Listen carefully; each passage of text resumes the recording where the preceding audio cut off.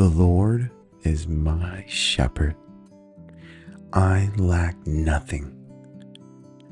For he makes me lie down in green pastures, and he walks with me beside calm waters. He restores my soul and leads me on paths of righteousness in his namesake.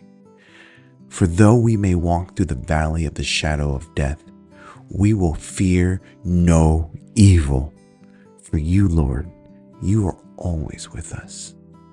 Thy rod and thy staff, they comfort us.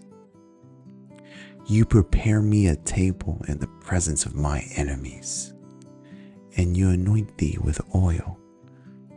Our blessings overflow.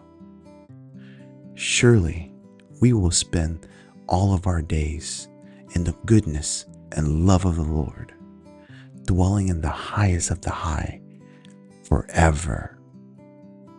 Amen.